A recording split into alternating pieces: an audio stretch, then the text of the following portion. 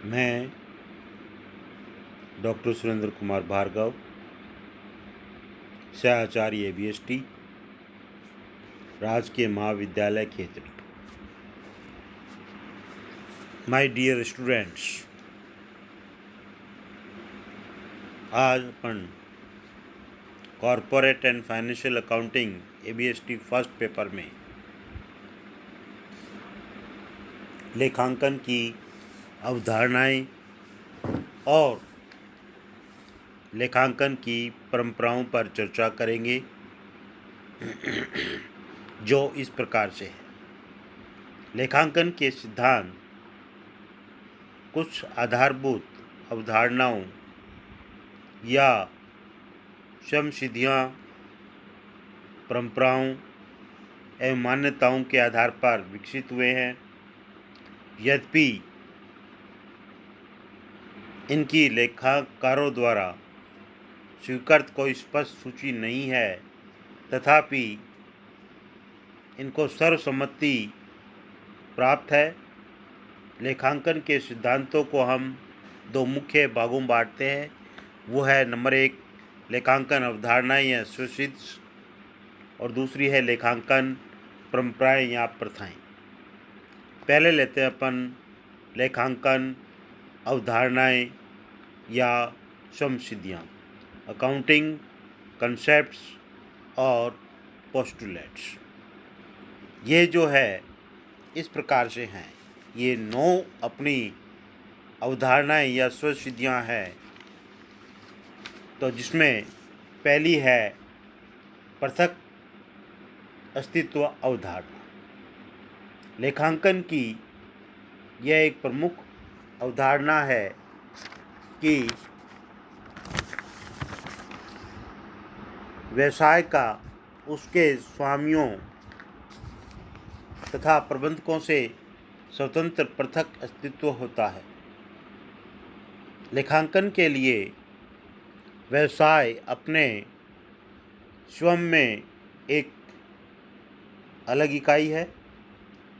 व्यवसाय में लेखा व्यापारिक व्यवहारों का किया जाता है, चाहे वे व्यवसाय के स्वामी, लेनदार, प्रबंधक आदि किसी से भी संबंधित हों, क्योंकि लेखांकन का उद्देश्य व्यवसाय की क्रियाओं के परिणाम एवं व्यवसाय की स्थिति जानना है।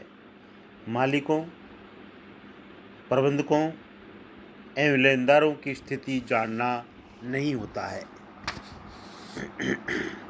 नंबर 2 आपकी आती है मुद्रा माप संबंधी अवधारणा, मनी मेजरमेंट कंसेप्ट। लेखांकन के लिए माप की इकाई आवश्यक है। लेखांकन में केवल उन्हीं घटनाओं और व्यवहारों का लेखा किया जाता है जिनको हम मुद्रा में माप सकते हैं। यदि किसी तथ्य, घटना या व्यवहार का मुद्रा में मापन संभव नहीं है, तो ऐसे तथ्य, घटना या व्यवहार का लेखा नहीं किया जाता। यही कारण है कि सभी अलग अलग प्रकार के व्यवहारों, कार्यों एवं वस्तुओं का मूल्यांकन एवं मापन मुद्रा में करके उनको एक आधार प्रदान किया जाता है। नंबर 3 है निरंतरता की अवधारणा, गोइंग कंसर्न कंसेप्ट। जब तक कोई विपरीत प्रमाण उपलब्ध न हो, यह मान्यता है कि व्यवसाय दीर्घ काल तक चलते रहेंगे। इसे ही चालू रहने की अवधारणा गोइंग कंसर्न कंसेप्ट कहा जाता है। तार्थ सामान्यतः यह मान्यता है कि संस्था निरंतर चलती रहेगी, बंद नहीं होगी, जब तक कि कोई कारण विपरीत स्थिति प्रकट न करे।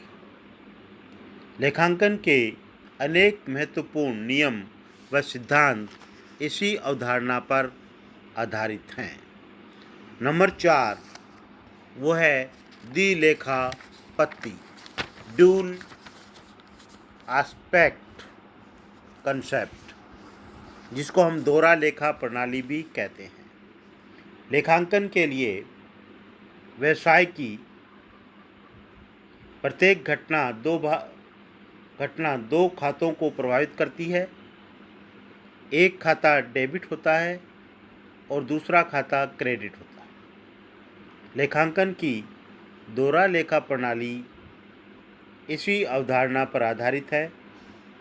दोनों पक्षों डेबिट व क्रेडिट का योग बराबर होता है।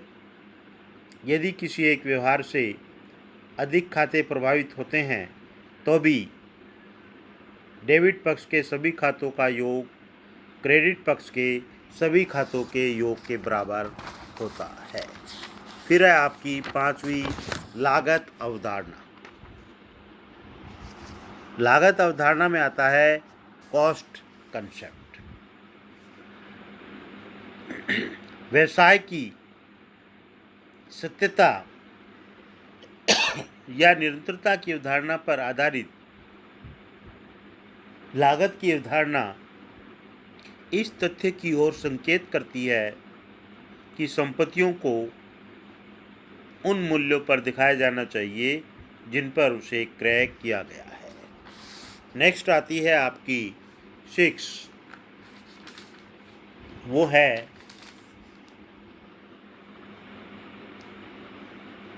वसूली या आगम मान्यता अवधारणा।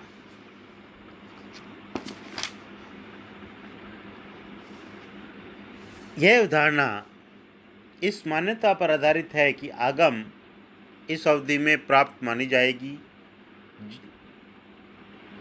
जब ग्राहक को मूल्य के बदले माल व सेवाएं दी जाती है। इस अवधारणा के कुछ अपवाद हैं, वो इस प्रकार है। नंबर 1, उत्पादन पूर्ण होते समय आगम को मान्यता।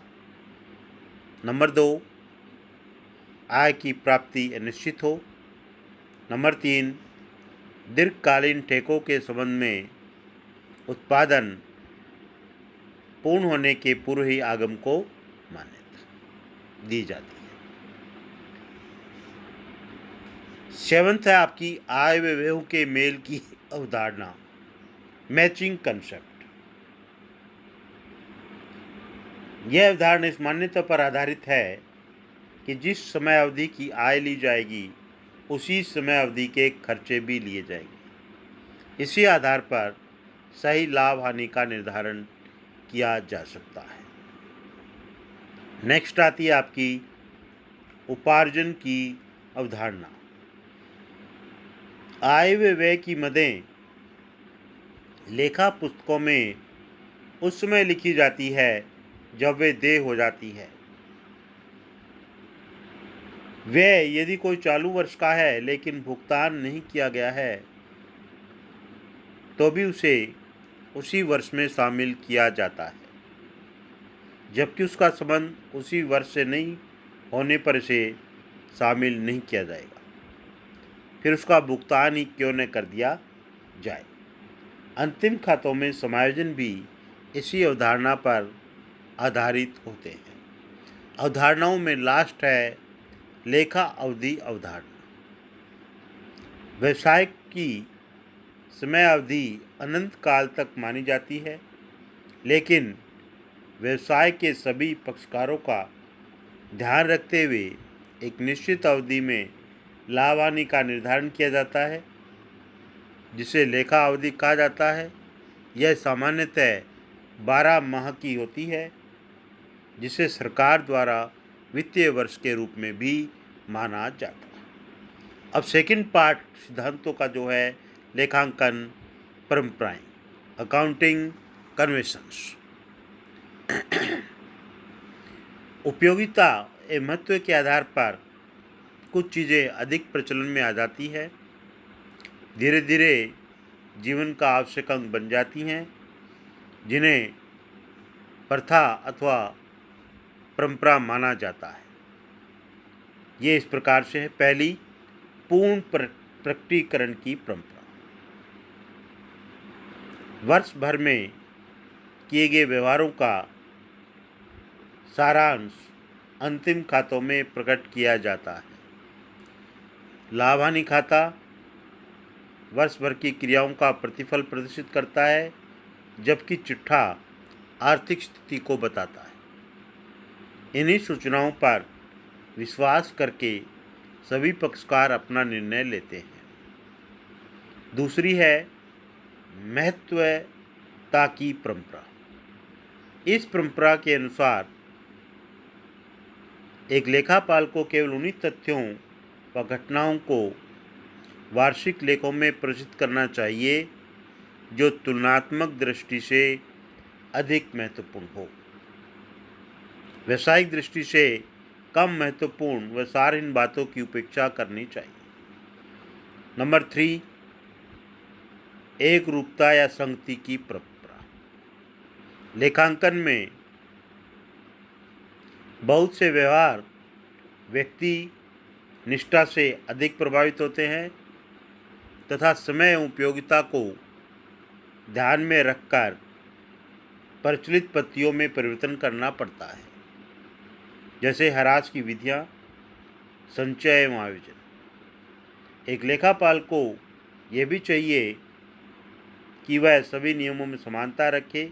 यदि परिवर्तन करे तो इसके बारे में उसको टिप्पणी के माध्यम से स्पष्ट करना होता है। लास्ट परंपरा है कानून के पालन की परंपरा। लेखांकन करते समय यह ध्यान रखा जाता है कि वह वर्तमान कानूनी आवश्यकताओं को पूर्ण करे। इसलिए एक लेखापाल को विभिन्न कानूनी नियम व अधिनियम की जानकारी होनी चाहिए और तैयार किए गए विवरण इसी के अनुरूप हो। तो आज अपन ने जो चर्चा की है वो अपने पोस्टुलेट्स पे और कन्वेंशंस पे थी।